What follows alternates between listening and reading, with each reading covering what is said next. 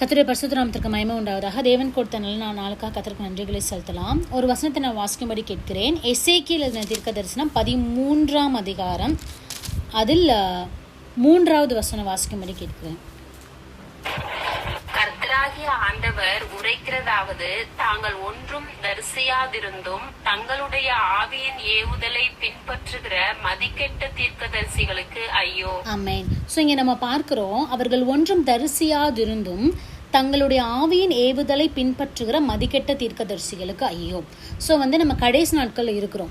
இப்போ கடைசி நாட்களில் எது ரொம்ப ஃபேமஸ் ஆயிடுச்சு அப்படின்னா, அற்புதங்களை செய்கிற சக்தி, நோயாளிகளை குணமாக்குவது, தீர்க்க தரிசனம் உரைக்கிறது, அநேக ஆத்துமாக்களை கத்திரத்தில் சேர்ப்பது, கூட்டம் கூட்டமாய் ஜனங்களை திருப்புவது, இது ஒரு ஃபேமஸ் ஆயிடுச்சு. நேமுக்காகவும் ஃபேமுக்காகவும் தேவனை பின்பற்றுகிற அநேக ஜனங்களும் வந்துட்டாங்க, அதன்படி செய்கிற ஊழியக்காரங்களும் வந்துட்டாங்க. இங்கே ஆண்டவர் ஒரு வார்த்தையை தெளிவாக சொல்கிறாரு, தாங்கள் ஒன்றும் தரிசியாதிருந்தும் தங்களுடைய ஆவியின் ஏவுதலை பின்பற்றுகிற மதிக்கட்ட தீர்க்கதரிசிகளுக்கு ஐயோ அப்படின்னு சொல்லி. இந்த அதிகாரம் தீர்க்கதரிசிகளுக்கு எழுதியிருப்பாரு. யாரு? எசேக்கியேல் எழுதியிருப்பாரு. இப்போ என்ன அப்படின்னா, தேவன் தரிசனமாகிற தேவன்.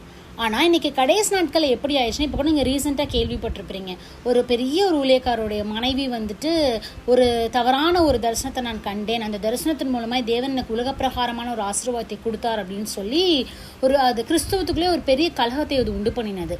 இது மாத்திரம் கிடையாது, இன்னும் புதைந்திருக்கிற அநேக காரியங்கள் உண்டு. அப்போ இந்த தரிசனம் அப்படின்றது என்னது? முதல்ல ஏன் அந்த தரிசனமாக தேவன் கொடுக்கணும், எதற்காக கொடுக்கணும்? எனக்கு தலைப்பு என்னன்னா, தரிசனங்கள் ஏன், எதற்காக, இதுதான். அப்போ இன்னைக்கு தேவன் ஒரு விஷயத்த ஒரு மனுஷனுக்கோ ஒரு பர்டிகுலர் ஒரு தேவ பிள்ளைக்கோ ஒரு தரிசனத்தை கொடுக்குறாருன்னா ஏன் கொடுக்குறாரு, எதற்காக கொடுக்குறாருன்னு ஒரு அர்த்தம் இருக்குது. இன்னைக்கு உலகத்தில் ஒவ்வொரு விஷயத்துலையும் மனிதன் அர்த்தத்தையும் ரீசனையும் தேடுறான். அப்போ கர்த்தர் தாம் செய்கிற ஒவ்வொரு விஷயத்தையும் அவர் தெளிவாக செய்வார். இன்னைக்கு எப்படி ஆயிடுச்சுன்னா, கடைசி நாட்களில் நான் தரிசனத்தை பார்த்தேன், அதான் சொன்னேன், ஒன்றும் அவர்கள் ஏன்னா நம்ம நிதானித்து பார்க்கணும். சில நேரம் நம்ம இப்போ ஃபார் எக்ஸாம்பிள், இப்போ நான் ஒரு 10 வருஷத்துக்கு முன்னாடி ஆவின் அபிஷேகத்தை பெற்றிருக்கிறேன்னு வைங்களேன். 10 வருஷத்துக்கு முன்னாடி நான் அந்நிய பாஷை பேசியிருக்கிறேன். கடந்த 10 வருடமாக கர்த்தருக்கு எனக்கு இருக்கிற கனெக்ஷன் இல்லவே இல்லை. ஆனால் இப்போ என்ன அந்நிய பாஷை பேசினாலும் என்னால் பேச முடியும். ஏன் முடியும்னா, அந்த பழக்கம் அது பழகிருச்சு, எனக்கு அந்த வார்த்தைகள் எனக்கு பழகிருச்சு. ஸோ பழக்கத்தின் மூலமாய் வருகிற காரியங்கள் அல்ல, உறவின் மூலியமாய் நம்ம கர்த்தரோடு இருக்கிற அந்த ஒரு உறவு பலப்படுவதன் மூலமாய் வருகிற விஷயமே உத்தமமானது. அப்போ இன்னைக்கு என்ன ஆயிடுச்சு அப்படின்னா, கர்த்தர் கொடுக்கிற தரிசனத்தை தவிர, ஏன்னா அப்படின்னாலுமே யோசிச்சு பார்க்கணும், வேதத்தின்படி ஒரு உலக பிரகாரமான ஆசீர்வாதத்தை கொடுப்பதற்காக தேவன் தரிசனம் ஆவாரா? கொஞ்சம் ப்ராக்டிக்கலாக யோசிங்களேன். அவர் அவ்வளோ பெரிய தேவன், சர்வ வல்லமையுள்ள தேவன், வானத்தையும் பூமியும் படைத்த தேவன், நீதியுள்ள நியாயாதிபதி, சிங்காசனத்தில் வீற்றிருக்கிறவர், ஒண்ணுமில்லாத ஒரு மனுஷனிடத்துல போய் ஒரு காரு கொடுக்குறேன், ஒரு வீடு கொடுக்குறேன், இப்படிப்பட்ட தரிசனங்கள் வருமானா? இல்லை. அப்போ எப்படிப்பட்ட தரிசனங்களை தேவன் கொடுக்கிறார், எதற்காக கொடுக்கிறான்ற ஒரு ஞானம் நமக்கு இருந்துச்சுன்னா நம்ம சரியானதை தரிசிப்போம். நம்மளுமே நம்முடைய ஆவிக்குரிய வாழ்க்கையில நம்ம எந்த ஒரு விஷயம் வந்தாலும் அதை 2-3 தடவை நம்ம கன்ஃபார்ம் பண்ணிப்பதுல தப்பு கிடையாது. ஏன்னா வேதத்துல ஒரு மனுஷன் அதை செஞ்சாரு. நம்மளாம் என்ன தெரியுமா சொல்றோம், கிதியோன் அடையாளம் கேட்கிறாரு. முதல்ல பனி புல்லு மேல பெய்யணுன்றாரு, அப்புறம் புல்லை விட்டுட்டு வெளியே பெய்யணுன்றாரு. என்னப்பா கர்த்தரை நம்பாம இருக்கிறாரு. என்ன கேட்டு எனக்கு பர்சனலா கேட்டீங்கன்னா அது பரவாயில்லன்னு நான் சொல்லுவேன். ஏன்னா என்னுடைய சுய ஆவியின்படி நான் பேசுகிறேன்னா, என்னுடைய பழக்க வழக்கத்தில் நான் பேசுகிறேன்னா, ஒரு விஷயம் எனக்கு பழகினதுனால நான் சொல்லுகிறேனா அப்படின்றத ஆராய்ந்து பார்ப்பதற்காக கர்த்தர் கொடுக்கிற விஷயத்தை நான் பொறுத்திருந்து அதை சோதித்து பார்த்து, அதாவது கர்த்தரை அல்ல, எனக்கு கொடுக்கப்பட்டதை தெளிவுபடுத்தி நான் சொல்வது நல்லதுன்னு சொல்லுவேன். ஏன்னா தங்களுடைய ஆவியின் ஏவுதலை பின்பற்றுகிற மதிக்கெட்ட தீர்க்கதரிசிகளுக்கு ஐயோ. இன்னைக்கு பார்த்தோன்னு வருகிற தீர்க்க தரிசனங்களா இருக்கட்டும், தேவன் கொடுக்குற ஒரு தரிசனமா இன்னைக்கு என்னென்னமோலாம் சொல்றாங்க. நான் பரலோகத்துக்கு போயிட்டு வந்தேன், நாங்கள் ஆண்டவரோடு கூட இருந்தேன், நான் வந்தேன்.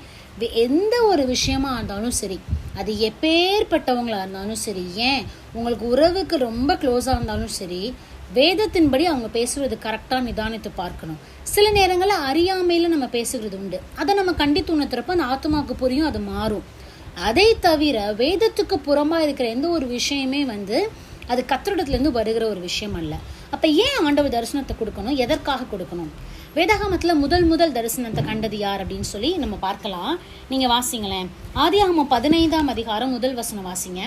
கொஞ்சம் வசனங்கள் வாசிக்க வேண்டியது இருக்கு, நீங்க துரிதமா வாசிக்க முடியும் நான் கேட்கிறேன். ஆதியாகமம் 15:1 வாசிங்களேன். இந்த காரியங்கள் பின்பு கர்த்தருடைய வார்த்தை ஆபிரகாமுக்கு தரிசனத்திலே உண்டாகி, அவர் ஆபிரகாமே, நீ பயப்படாதே, நான் உனக்கு கேடகமும் உனக்கு மகா பெரிய பலனுமாய் இருக்கிறேன் என்றார். தெளிவா இருக்கு. இந்த காரியங்கள் நடந்த பின்பு கர்த்தருடைய வார்த்தை ஆபிரகாமுக்கு தரிசனத்திலே உண்டாகி, தரிசனம் வேற சொப்பனம் வேற நம்ம பார்க்கிறோம் ஒவ்வொரு விஷயமும்.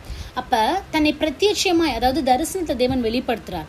அப்ப ஏன் வெளிப்படுத்தணும்? இன்னைக்கு நம்ம சொல்றோம்ல, தேவன் எனக்கு தரிசனத்துல வந்து எனக்கு கார் கொடுப்பேனாரு, தேவன் எனக்கு தரிசனத்துல வந்து வீடு கொடுக்குறேன்றாரு, தேவன் தரிசனத்துல வந்து இதை சொல்றாரு அதை சொல்றாரு. தரிசனம் ஏன், எதற்காக அப்படின்றத வேதத்தை வைத்து நம்ம வந்து புரிந்து கொள்ளலாம். அப்ப இங்க ஏன் ஆபிரகாமுக்கு தேவன் தரிசனமாகும்? ஃபர்ஸ்ட் எடுத்தோன்னு என்ன சொல்வாரு? நீ பயப்படாத. ஏன்னா அவன் புறஜாதியார் இடத்துல இருந்து வந்திருக்கிறாரு, ஒரு கல்தேயர் இடத்துல இருந்து வந்திருக்கிறாரு. அதனால நீ பயப்படாத, நான் உனக்கு கேடகமா இருக்கிறேன். ஆபிரகாம் சொல்றாரு, அதெல்லாம் இருக்கட்டும், என் வீட்டுல மூத்தவனா இருக்கிற இவன் அன்றி எனக்கு பிள்ளை இல்லை, புத்திர சுவீகாரம் இல்லை. ஆண்டவர் சொல்றாரு, நீ கவலைப்படாத. 4வது வசனத்துல சொல்லுவாரு, இவன் உனக்கு சுதந்திரவாளி அல்ல, உன் கர்ப்ப பிறப்பா இருப்பவனே உனக்கு சுதந்திரவாளி அப்படின்னு சொல்லிட்டு அந்த சந்ததியிலிருந்து தான் கிறிஸ்து வரணுன்றதை கன்ஃபார்ம் பண்றாரு. ஏன்னா நமக்கு தெரியும், ஆபிரகாம் ஈசாக்கை பெற்றான், ஈசாக்கு யாக்கோபை பெற்றான், யாக்கோபு வந்து 12 கோத்திரத்தாரை பெற்றான், அதுல ஒரு கோத்திரம் யூதா கோத்திரம், அந்த யூதா கோத்திரத்துல தான் இயேசு கிறிஸ்து வந்தாருன்றது நமக்கு தெரியும். ஸோ ஒரு தரிசனத்தை தேவன் கொடுக்குறாருன்னா ஃபர்ஸ்ட் ஒரு கன்ஃபர்மேஷன் கொடுக்குறாரு, நீ ஃபர்ஸ்ட் பயப்படாத, நான் உன் கூட இருக்கிறேன். 2வது, நீ ஃபீல் பண்ற மாதிரி இவன் உன் பையன் கிடையாது, உனக்குன்னு ஒரு பையன் பிறப்பான் அப்படின்னு சொல்லிட்டாரு. இதெல்லாம் சொல்லிட்டு என்ன தரிசனத்தை தெரியுமா கொடுக்குறாரு? ரொம்ப ஆச்சரியமா இருக்கும். வாசிங்க 13வது வசனத்துல இருந்து 13வது வசனத்துல இருந்து 14 வரை வாசிங்களேன். 13-14 வாசிங்க. அப்பொழுது அவர் ஆபிரகாமை நோக்கி, உன் சந்ததியார் தங்களுடைய அல்லாத அந்நிய தேசத்திலே பரதேசிகளாய் இருந்து அத்தேசத்தாரை சேவிப்பார்கள் என்றும் அவர்களால் 400 வருஷம் உபத்திரப்படுவார்கள் என்றும் நீ நிச்சயமாய் அறியப்படவாய். இவர்கள் சேவிக்கும் ஜாதிகளை நான் நியாயம் தீர்ப்பேன், பின்பு மிகுந்த பொருட்களுடனே புறப்பட்டு வருவார்கள். எவ்வளவு ஒரு அக்யூரேட்டான ஒரு தரிசனம் பாருங்களேன். அதாவது ஈசாக்கு பிறக்கணும், ஈசாக்கு 40 வயதுல கல்யாணம் பண்ணி அதுக்கப்புறம் கொஞ்ச நாள் கழிச்சு தான் ஏசா யாக்கோபு பிறக்கணும், யாக்கோபு இஸ்ரவேலா மாறணும், இஸ்ரவேலுக்கு 12 பேர் பிறக்கணும், அதுல யோசேப்புன்னு ஒருத்தவன் வரணும், அவன் எகிப்துக்கு ராஜாவாகணும், அந்த எகிப்துல இவங்க 400 வருஷம் வந்து உபத்திரவப்படணும், 400 வருஷத்துக்கு அப்புறம் மோசேன்ற ஒரு ஆளை எழுப்புவாரு, அந்த மோசே இந்த ஜனங்களை எகிப்துல இருந்து கானானுக்கு கூட்டி கொண்டு போறத ஆபிரகாமுக்கு தரிசனத்துல, இதுதான் கர்த்தர் கொடுக்கிற தரிசனமே அல்லாமல் எனக்கு காரு கொடுப்பேன், வீடு கொடுப்பேன். அது ஒருவேளை கர்த்தர் எனக்கு கொடுத்திருந்தாருன்னா ஜெபத்துல வெளிப்படுத்தலாம், இல்ல சில காரியத்துல வெளிப்படுத்தலாம். ஆனா கர்த்தர் அருள், அந்த தரிசனத்துக்குன்னு ஒரு வேல்யூ இருக்குங்க. இன்னும் அதிகமா சொல்லணும்னா, என்னுடைய தேவனுக்கு வந்து அவ்வளோ பெரிய ஒரு விலை மதிப்பு உள்ள ஒரு தேவன். அவர் வந்து இந்த அற்ப சொற்பமான விஷயத்துக்கெல்லாம் வந்துட்டு இப்படிப்பட்ட காரியத்தை செய்கிறது இல்லை. அப்ப தரிசனம் ஏன், எதற்காக? எப்பயோ நடக்க போற விஷயத்த ஆபிரகாமுக்கு சொல்றாரு, நீ வந்து சமாதானத்தோடு நீ படுத்துக்கொள்வ, அதாவது நித்திரை அடைவ.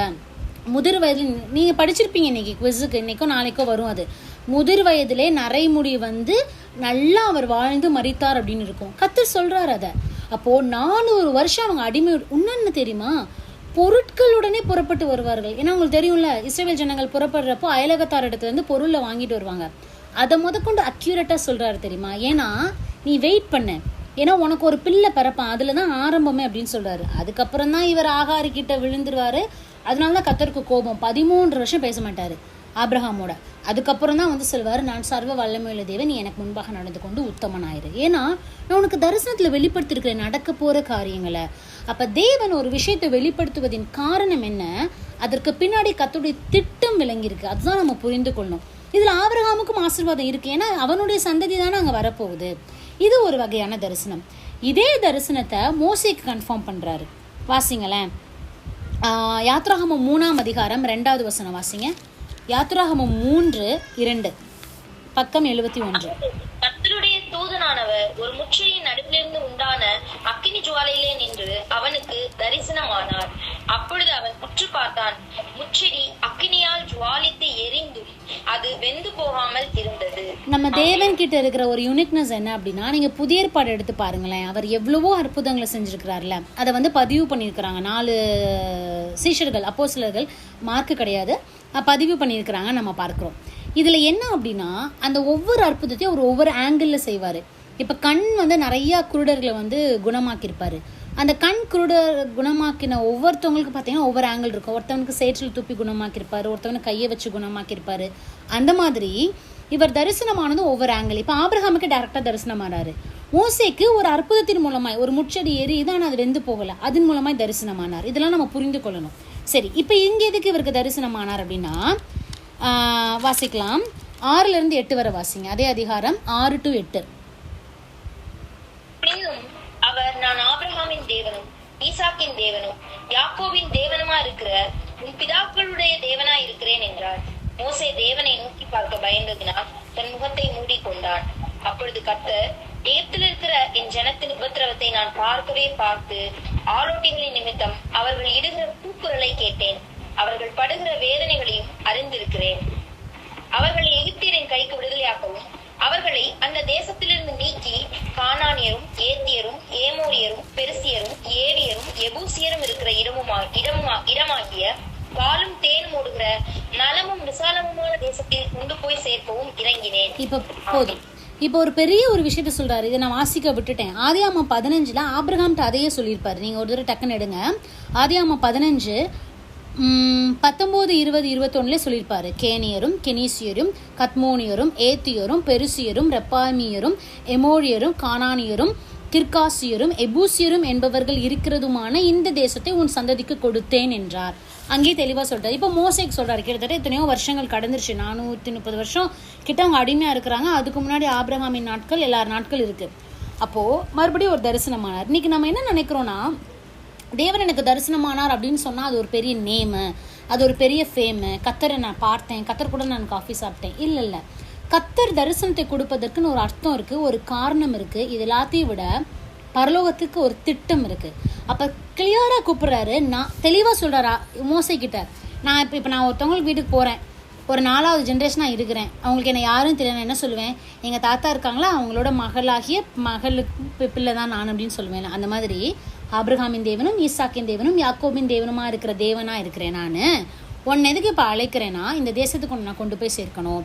நான் சொன்ன நாட்கள் முடிந்தது. கிளியராக சொல்லியிருக்காரு பாருங்க. 400 வருஷம் அவங்க அடிமைத்தனத்தில் இருப்பாங்கன்னு. அதற்காக தேவன் தரிசனமானார். அப்போ இன்னைக்கு கடைசி காலத்தில் நம்ம என்ன தரிசனத்தை சொல்லிக்கிட்டு இருக்கிறோம்?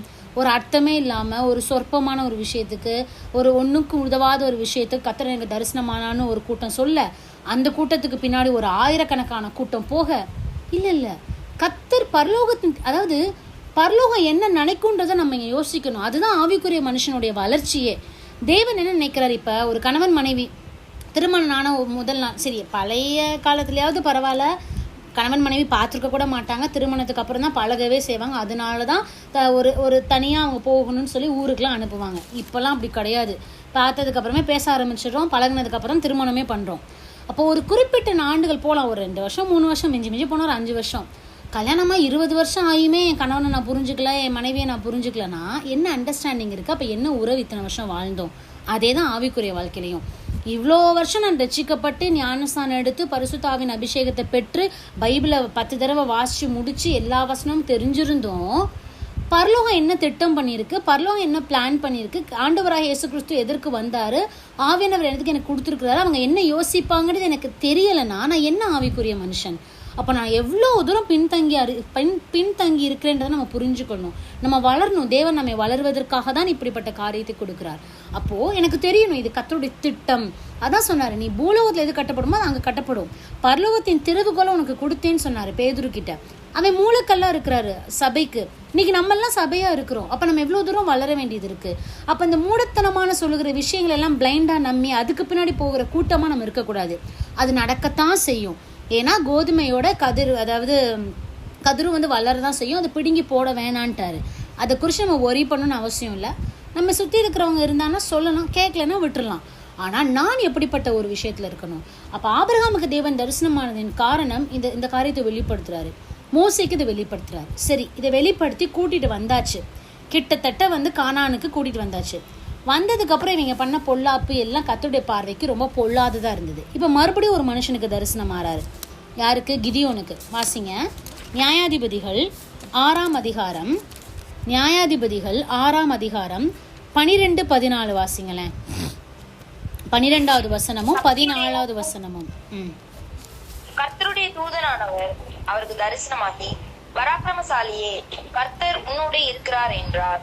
அப்பொழுது கர்த்தர் அவனை நோக்கி பார்த்து, உனக்கு இருக்கிற இந்த பலத்தோட போ, நீ இஸ்ரவேலை மீதியானியரின் கைக்கு நீங்களாக்கி ரட்சிப்பாய், உன்னை அனுப்புகிறவர் நான் அல்லவா என்றார். அப்போ ஆபிரகாமுக்கு ஒரு பிளான் தெரிவிக்கப்பட்டதுக்காக தரிசனமானார். மோசேக்கு தெரிவிக்கப்பட்ட பிளானை எக்ஸிக்யூட் பண்றதுக்காக தரிசனமானார். இப்ப கிதியோனுக்கு இன்னும் நிறைய பேருக்கு தரிசனமா இருக்கிறார். நான் இன்னைக்கு ஒரு சில பேர் தான் எடுத்திருக்கிறேன். இப்ப கிதியோனுக்கு ஏன் தரிசனமானார்னா, அந்த பிளான் எக்ஸிக்யூட் ஆயிருச்சு. கிட்டத்தட்ட இஸ்ரவேல் ஜனங்கள் கானானுக்கு வந்துட்டாங்க. ஆனா இவங்க செய்த பொல்லாப்பு கர்த்தருடைய பார்வைக்கு ரொம்ப அருவருப்பா இருக்குது. அடுத்து ஃபுல்லும் பாத்தீங்கன்னா ஒருத்தவங்க கையிலயா ஒப்பு கொடுப்பாரு. அப்பதான் தானியேல பாபிலோன் கையில ஒப்பு கொடுப்பாரு. ஒவ்வொருத்தவங்களா ஒப்பு கொடுத்து அப்படியாச்சும் என் ஜனங்கள் மனம் திரும்பிட மாட்டார்களா அப்படின்னு சொல்லி ஒப்பு கொடுத்துட்டு சில நேரம் புடமிடுவாரு. ஒரு குறிப்பிட்ட வருஷம் புடமிட்டதுக்கு அப்புறம் ஒரு ரட்சகனை எழுப்புவார். அப்படி எழுப்பினது தான் கிதியோனு, அப்படி எழுப்பினது தான் சிம்சோனு, அப்படி எழுப்பினது தான் நிறைய பேர். அப்புறம் இவங்கெல்லாம் போனதுக்கப்புறம் தீர்க்கதரிசிகள் எழுப்பிட்டாரு. தீர்க்கதரிசிகள் மூலமாவது இவங்க திருந்துவாங்க, தீர்க்கதரிசிகள் நம்ம அனுப்புவோம்னு சொல்லி தீர்க்கதரிசிகளை அனுப்புனாரு. பார்த்தாரு, எப்படியுமே திருந்தலன்னா கிறிஸ்துவே இறங்கி வந்துட்டாரு. ஸோ இது கர்த்தருடைய பேட்டர்ன். அப்போ இங்கே கிதியோனுக்கு தரிசனமானார். கிதியோனுக்கு எதுக்கு தரிசனமானாரு? தெளிவாக சொல்றாரு, நீ இஸ்ரவேல் ஜனங்களை மீதியானின் கைக்கு நீங்களாக்கி ரட்சிப்ப, உன்னை அனுப்புறது நான் தானே அப்படின்னு சொல்றாரு. அந்த தரிசனமான பீப்புள் பார்த்தீங்கன்னா பலவீனமானவர்கள் தான். சிம்பிளா சொல்லணும்னா நம்மள மாதிரி தான். ஞானத்தில் குறைவுள்ளவர்கள், அவிசுவாசிகள், எல்லாமே நம்மள மாதிரி. ஆனா நம்மளையும் புடமிட்டு அவர் நமக்கு வைத்திருக்கிற பிளானையும் நம்ம மூலமா செய்யறார். தெரியுமா? இதுதான் பரலோகத்தின் திட்டம். இது இவ்வளோ பெரிய ஒரு அழகான தரிசனத்தை நம்ம சொற்ப விஷயத்துக்கு என்ன பண்றோம்னா, காரு கொடுத்தாரு, நம்ம சொன்ன மாதிரி வீடு கொடுத்தாரு, அது கொடுத்தாரு, இது கொடுத்தாருன்னு சொல்லி அவ்வளோ ஒரு விலையேற பெற்ற ஒரு விஷயத்த நம்ம என்ன பண்றோம்னா அவமாக்குறோம். அதற்கல்ல. ஸோ தரிசனம் ஏன் எதற்காகன்றது தெரியணும். அங்கே திட்டத்தை தெளிவுபடுத்துறாரு, திட்டத்தை எக்ஸிக்யூட் பண்றாரு. இங்கே எக்ஸிக்யூட் பண்ணல ஒரு சீர்திருத்தம் தேவைப்படுது. எனவே கிதியோனை அனுப்புறாரு. அதே மாதிரி நான் சொன்னேன், சிம்சோனை எழுப்புவாரு. ஆனால் இங்கே கிதியோனுக்கு தரிசனமானான்னு சொல்லி பார்க்கிறோம். இதே மாதிரி தான் புதிய ஏற்பாட்டில் பவுலுக்கு தரிசனமாறாரு. வாசிங்க, அப்போஸ்தலருடைய நடபடிகள் 9ஆம் அதிகாரம். அப்போஸ்தலருடைய நடபடிகள் 9ஆம் அதிகாரம் 3-5 வரை வாசிங்க. 3-5. அவன் பிரயாணமாய் போய் தமஸ்குவுக்கு சமீபித்த போது சடுதியிலே வானத்திலிருந்து ஒரு ஒளி அவனை சுற்றி பிரகாசித்தது. அவன் தரையிலே விழுந்தான். அப்பொழுது, சவுலே சவுலே, நீ என்னை ஏன் துன்பப்படுத்துகிறாய் என்று தன்னுடனே சொல்லுகிற ஒரு சத்தத்தை கேட்டான். அதற்கு அவன், ஆண்டவரே, நீ யார் என்றான். அதற்கு கர்த்தர், நீ துன்பப்படுத்துகிற இயேசு நானே. முள்ளில் உதைக்கிறது உனக்கு கடினமாம் என்றார். இது நமக்கு தெரியும். ஆனா தரிசனமானாரா அப்படின்ற ஒரு வார்த்தை இல்ல. இப்ப நம்ம வாசிச்ச ஆபிரகாம், மோசே, கிதியோன் தரிசனமானான்னு இருக்கு. எங்க இருக்கு அப்படின்னா அதே பேரலா 17வது வசனம் வாசிங்க. அப்பொழுது அனனியா போய் வீட்டுக்குள் பிரவேசித்து அவன் மேல் கையை வைத்து, சகோதரனாகிய சவுலே, நீ வந்த வழியிலே உனக்கு தரிசனமான இயேசுவாகிய கர்த்தர் நீ பார்வையடையும்படிக்கு பரிசுத்த ஆவியினாலே நிரப்பப்படும்படிக்கும் என்னை அனுப்பினார் என்றான். தெளிவா சொல்றாரு, நீ வந்த வழியிலே உனக்கு தரிசனமான இயேசு. எப்படி பழைய ஏற்பாடுல கிதியோனை, சிம்சோனை இப்படிப்பட்ட ரட்சகர்களை எழுப்பி ஜனங்களை சீர்திருத்தம் பண்ணாரு. ஆனா முடியல. மறுபடியும் அவங்க விழுந்து போனாங்க. அதுக்கப்புறம் தீர்க்கதரிசிகளை அனுப்பினார்னு பார்க்கிறோம், முடியல. இப்போ புதிய ஏற்பாடுல அவர் வந்துட்டு போயிட்டாரு. இப்ப அவருடைய சாட்சியாக சிலர் எழும்பணும். அதுக்காக மறுபடியும் அவர்களுக்கு தரிசனமானார். இன்னொரு இடத்துல பவுல் அதை கிளியர் பண்ணுவாரு. நீங்க வாசிங்க, அப்போஸ்தலருடைய நடபடிகள் 22ஆம் அதிகாரம். அப்போஸ்தலருடைய நடபடிகள் 22ஆம் அதிகாரம் 17-18 வாசிங்க. 17-18. பின்பு நான் எருசலேமுக்கு திரும்பி வந்து தேவாலயத்திலே ஜெபம் பண்ணி கொண்டிருக்கையில் ஞான திருஷ்டி அடைந்து அவரை தரிசித்தேன். அவர் என்னை நோக்கி, நீ என்னை குறித்து சொல்லும் சாட்சிகளை இவர்கள் ஏற்றுக்கொள்ள மாட்டார்கள். ஆதலால் நீ தாமதம் பண்ணாமல் சீக்கிரமாய் எருசலேமை விட்டு புறப்பட்டு போ என்றார். ஆமென். தெளிவா சொல்றாரு பவுல். தேவாலயத்திலே ஜெபம் பண்ணி கொண்டிருக்கையில் ஞான திருஷ்டி அடைந்து அவரை தரிசித்தேன். அப்ப அவருக்கு தரிசனமானார். இதுதான் ஒரு உண்மையான ஒரு தரிசனம். இதுதான் எதுக்குன்னா கர்த்தர் வெளிப்படணும். ஸோ பழைய ஏற்பாடுல அவர் வராததற்கு முன்னே சிலரை எழுப்பி மக்களை சீர்திருத்தம் பண்றாரு. அப்புறம் அவர் வந்துட்டு உயிர்த்தெழுந்து போயாச்சு. உயிர்த்தெழுந்து போனதுக்கு அப்புறம் சிலரை எழுப்பி தரிசனத்தின் மூலமாய் தன்னை வெளிப்படுத்தி, நானே கிறிஸ்து என்பதை உலகம் எங்கும் போய் நீங்க பிரகடனப்படுத்துங்க அப்படின்றத தெளிவா தேவன் சொல்றாரு. இது மட்டும் கிடையாது. பவுல் இன்னொரு இடத்துல சொல்லியிருப்பாரு. நீங்க வாசிங்களேன், யார் யாருக்கு அவர் தரிசனமானான்னு பார்க்கலாமா? அதுக்கு முன்னாடி உயிர்த்தெழுந்ததுக்கு அப்புறம் முதல் தரிசனமானது யாருக்கு அப்படின்னா மகதலேனாள் மரியாளுக்கு.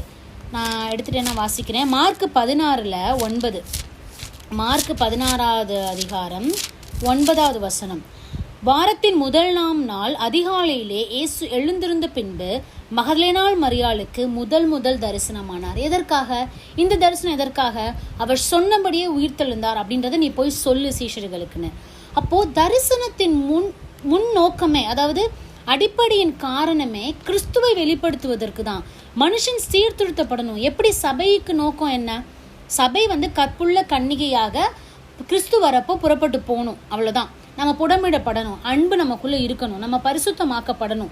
அப்படின்னா நான் போவேன் பரலோகத்துக்கு. இதுக்கு எனக்கு சபை ஹெல்ப் பண்ணுது. என்கிட்ட இருக்கிற அசுத்தங்கள், என்கிட்ட அருவருப்பான விஷயங்கள், எனக்கு தேவையில்லாத விஷயங்கள், பரலோகத்துக்கு என்கிட்ட பிடிக்காத விஷயங்கள், இதெல்லாமே சபைக்கு போறப்ப நான் உணர்த்தப்படுறேன்.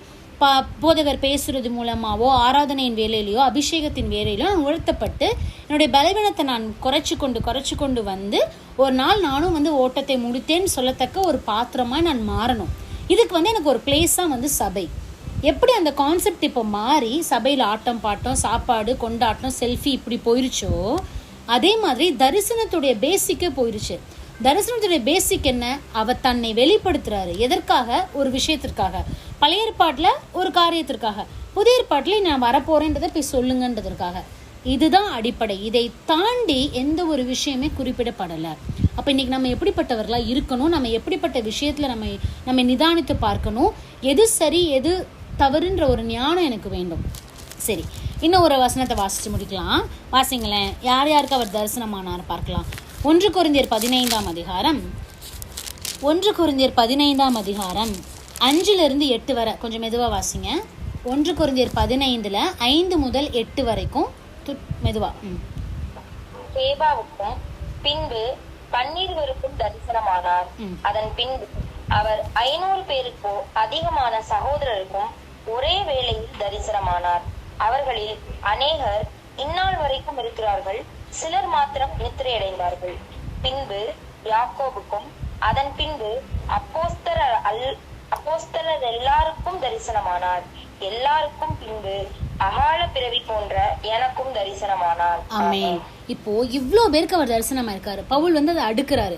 மகதலேனாள் மரியாள் அது ஃபர்ஸ்ட் தரிசனமானதுக்கு அப்புறம், அதாவது உயிர்த்தெழுந்ததுக்கு அப்புறம் கேபாவுக்கு 12 பேருக்கு, அப்புறம் 500 பேருக்கு மேற்பட்டவர்களுக்கு, யாக்கோபுக்கு, அப்போஸ்தலர்களுக்கும், அப்புறம் எனக்கும் அப்படின்னு சொல்லி அகால பிறவியாக எனக்கும் தரிசனமானார். எதற்காக? இந்த தரிசனத்தை எதற்காக நம்ம பெறுறோம்னா, கிறிஸ்துவை பிரகடனப்படுத்தணும், கிறிஸ்துவை இந்த உலகத்திற்கு எடுத்து செல்லணும். இவங்க எல்லாருமே கிட்டத்தட்ட எடுத்து சென்றார்கள். ஏன்னா நாங்கள் பார்த்த கிறிஸ்துப்பா எங்கள் கூட. இப்போ பவுலாவது பார்க்கலன்னு வைங்களேன், பார்க்கல, கிறிஸ்து துன்பப்படுத்தினார். ஆனால் இவங்க எல்லாருமே கூடயே இருந்திருக்கிறாங்க 3.5 வருஷம் உடைய ஊழியத்தில். நாங்கள் பார்த்த அந்த கிறிஸ்து தான், நீங்கள் அரைஞ்ச சிலுவையில் அரைஞ்ச அந்த கிறிஸ்து தான் உண்மையிலே உயிர்த்தெழுந்துட்டார், இப்போ நாங்கள் அவரை தரிசிக்கிறோம் அப்படின்னு சொல்லி அந்த காரியத்தை வெளிப்படுத்துகிறாங்க. இதுதான் தரிசனத்தின் நோக்கமே அல்லாமல் வேற உலக பிரகாரமான எந்த காரியமும் அல்ல. நம்ம தெளிவாக புரிந்து கொள்ளணும். புதிய ஏற்பாட்டில் மத்தேயு 1ஆம் அதிகாரம் 1வது வசனத்திலிருந்து வெளிப்படுத்தின விசேஷம் 22ஆம் அதிகாரம் கடைசி வசனம் வரைக்கும் வீடு கொடுப்பேன், பொண்ணு கொடுப்பேன், பொருள் கொடுப்பேன், கார் கொடுப்பேன், வண்டி கொடுப்பேன் அப்படின்ற ஒரு விஷயம் குறிப்பிடப்படவே இல்லை. உனக்கு தேவையானதை நீ ஜெபத்தில் கேளுன்னு சொல்லிட்டாரு, அவ்வளோதான். ஆனால் நீ முதலாவது தேவனுடைய ராஜ்யத்தையும் நீதியும் தேடுன்னு சொல்லிட்டாரு. அன்றன்றையுடைய ஆகாரம், உண்ண உணவு, உடுக்க உடைன்றது அந்த பரலமண்டலத்தில் இருக்கிற பிதாவின் ஜெபத்திலே வந்துருச்சு, முடிஞ்சு போச்சு.